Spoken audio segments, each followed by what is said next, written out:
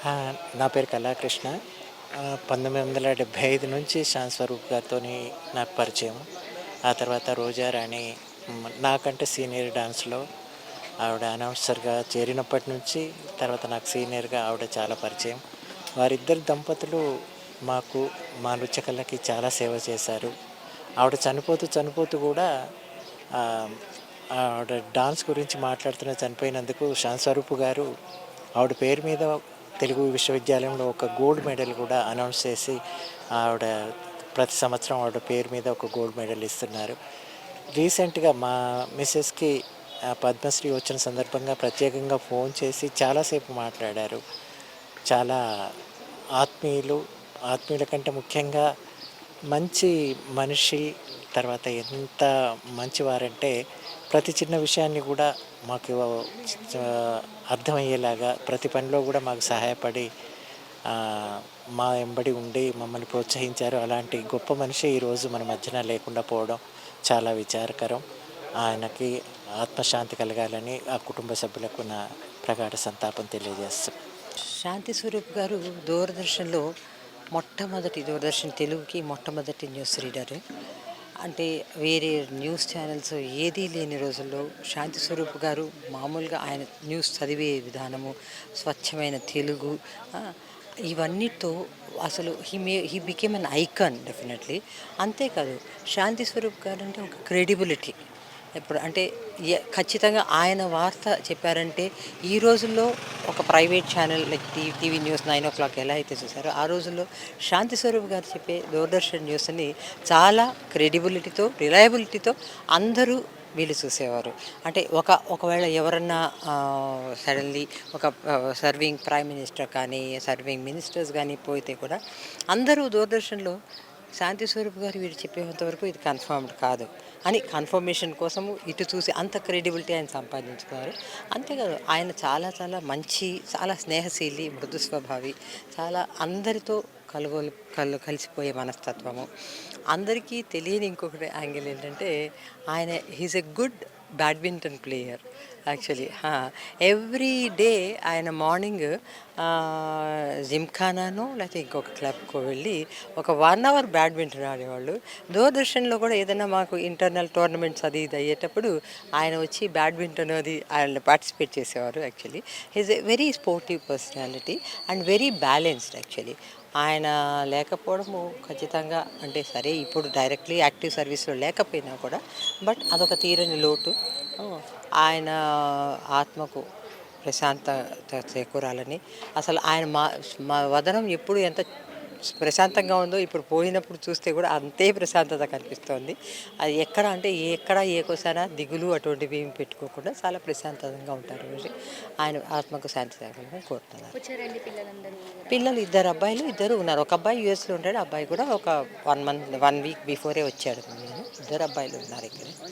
ఇద్దరు ఉన్నారు ఇక్కడ. వాళ్ళిద్దరికి అబ్బాయిలు. శాంతి స్వరూప్ గారి గురించి ఇంకొక ముఖ్యమైన ఒక అంశం చెప్పాలి. ఇందాక మర్చిపోయాను నేను. అదేంటంటే ఆయన చాలా ఎక్కువ సామాజిక స్పృహ కలిగి ఉన్నారు. ఎలా అయితే నేను ఇందాక చెప్పానో బాగా స్పోర్ట్స్ అది ఆడేవారు. అంతేకాకుండా సామాజిక స్పృహ పరులకు సాయం చేయాలి అన్నది ఇది చాలా ఉండేది. ఎందుకంటే నాకు తెలిసింది ఏంటంటే నేను ఒక ఆర్గనైజేషన్లో పనిచేసేప్పుడు స్టేట్ గవర్నమెంట్లో చాలామంది రెడ్ క్రాస్ సొసైటీ వాళ్ళు, ఇండియన్ రెడ్ క్రాస్ సొసైటీ వాళ్ళు చెప్పేవాళ్ళు శాంతి స్వరూప్ గారు దాదాపు 100 సార్లకు పైగానే రక్తదానం చేశారు తన జీవిత కాలంలోనే. 100 సార్లకు పైగా మరి ఎన్ని పైగానో వాళ్ళు చెప్పలేదు. ఆయన రక్తదానం ప్రతి సంవత్సరానికి 2 సార్లు ఏమో ఆయన రక్తదానం చేస్తూనే ఉండాలి. ఆయన ఆయన పరుల పట్ల ఆయన ఒక స్వభావము ఎలా అంటే స్నేహము, వాళ్ళకు ఏదో ఒక సాయం చేయాలన్నది దీన్ని బట్టి తెలుస్తుంది. Thank you. శాంతి స్వరూప్ గురించి ఆ అనుబంధాన్ని అనుభవించడమే తెలుసు కానీ దాని గురించి మాట్లాడమంటే మాటలు సరిపోవు. నాకు వచ్చిన కొద్దిపాటి భాష కూడా సరిపోదేమో.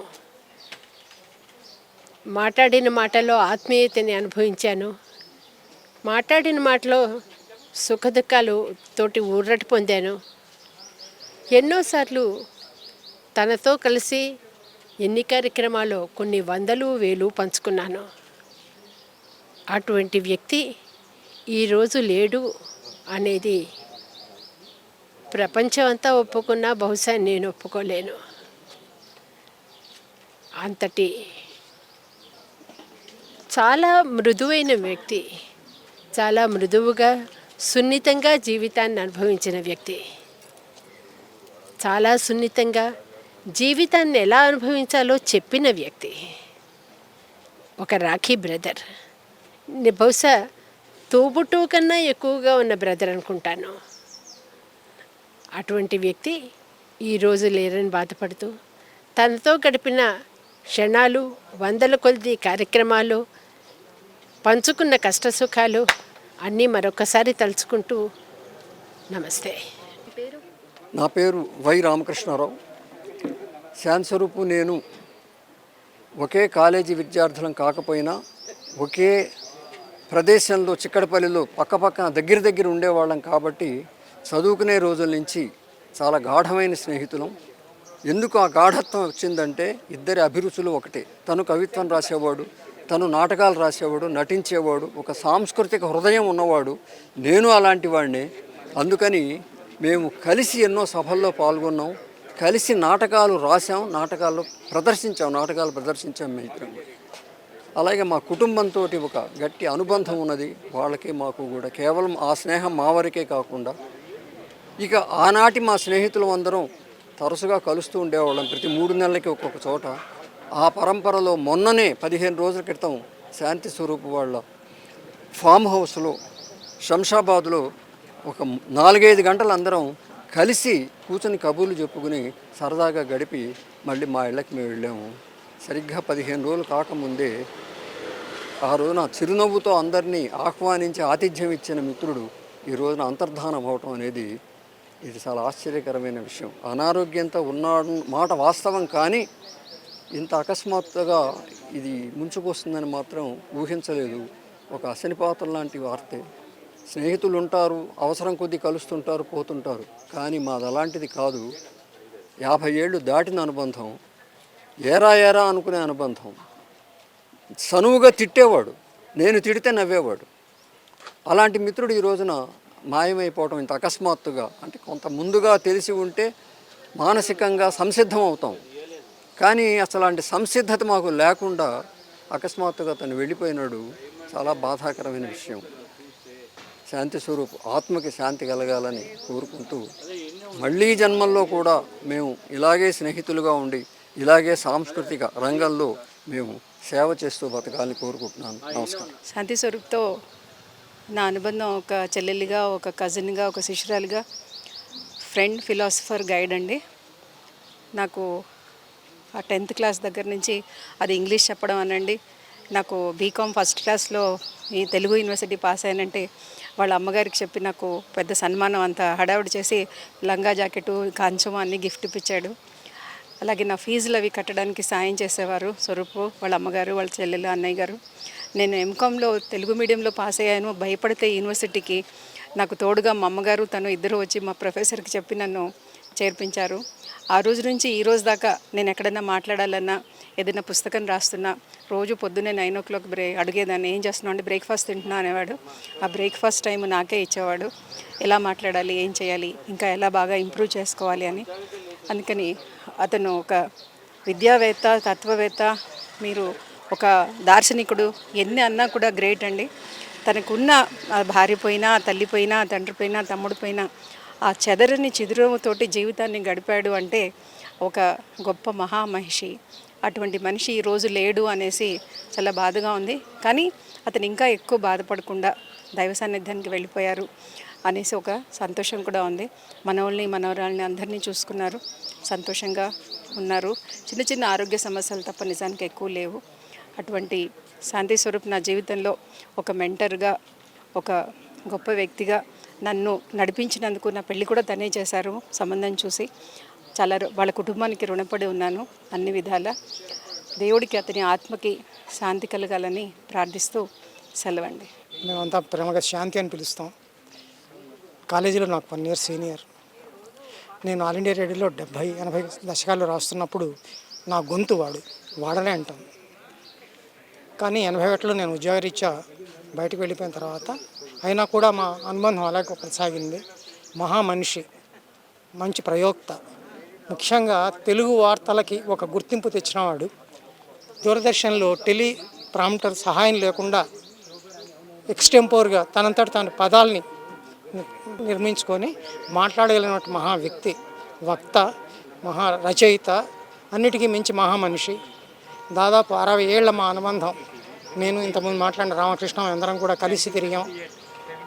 ఈరోజు వాడు లేడంటే బాధగా ఉంది. కానీ ఒక రకంగా అతని భార్య చనిపోయిన తర్వాత ఆ ఒంటరితనాన్ని జయించడానికి అందరితో స్నేహాన్ని, బంధుత్వాన్ని, ఆత్మబంధాన్ని పెంచుకున్నటువంటి మహామనిషి ఈరోజు లేదంటే కొంచెం బాధగా ఉన్నా కూడా ఆయన ఆత్మకు శాంతి కలగాలని కోరుకుంటున్నాను. మా శాంతికి కిట్టిగానే. నా పేరు జీవి కృష్ణమూర్తి. ఉంటాను. నాకు ఆయన ఉన్న పరిచయము ఆల్మోస్ట్ 1975 నుంచి ఉందమ్మా. I met him first time in Malakpet TV studio, then 82-83 in Ramanthapur. Is close to my that is my house. Everyday use to call me. అచ్చా తెలుగు వచ్చి నాకు ఎవరు కలిసేవారు, నేబరే. నేను గుడ్ మార్నింగ్ అంటే ఆయన నమస్కారం అనేవారు. చాలా మంచివారు, ఫ్రెండ్లీగా ఉండేవారు. Use to play badminton, use to go for practice to Ramkot. I'm from వాయింశాల. ఏం సార్ అంటే లేదంటే అక్కడ మార్వాడి ఇక్కడ ఆడుతున్నాను అన్నారు. సార్ ఏం సార్ అంటే జరుగుతుందయ్యా, ఈ talk very sweetly, with lovely, with happiness, with love. Is the most lovely man in this world, to be frankly speaking. I have seen right from 1978 in TV, in Dynora, Falcon, ECTV. నమస్కారము, చదువుతున్నాను వార్తలు. అదే ఒకటే మాట, 2 చేతి ఎత్తి చెప్తారన్న. ఇవాళ మా దగ్గర లేరు కాబట్టి we are feeling very bad for that, we are weeping for that. Thank you. మా కాలనీ ప్రెసిడెంట్ ఈరోజు మా కాలనీలో ప్రముఖ వ్యక్తి అయినటువంటి శ్రీ శాంతి స్వరూప్ గారు పరమపదించడం చాలా బాధాకరం. వారితో మా సాన్నిహిత్యం దాదాపు 1983 నుంచి ఇక్కడ ఈ కాలనీ ఏర్పడ్డప్పటి నుంచి వారితో సాన్నిహిత్యం ఉండేది. వాళ్ళు ఎంత నిజంగా శాంతి స్వరూపుడు అంటే శాంతి స్వరూపుడే. అలాంటి వారితో మాకు సాన్నిహిత్యం చాలా ఆనందంగా ఉండేది. అలాంటి మనిషి లేకపోవడం చాలా బాధాకరం. ఇక్కడ మా ప్రతి డెవలప్మెంట్లో యాక్టివిటీస్లో మీ ఏరియాలో మేము ఇంతమంది ఈ మంచినీరు కానీ ఇవన్నీ కానీ తీసుకున్నామంటే ఆయన చొరవ కూడా చాలా ఉంది. ఈ సందర్భంగా వారిని మరొకసారి స్మరిస్తూ వారి ఆత్మకు శాంతి చేకూరాలని కోరుతూ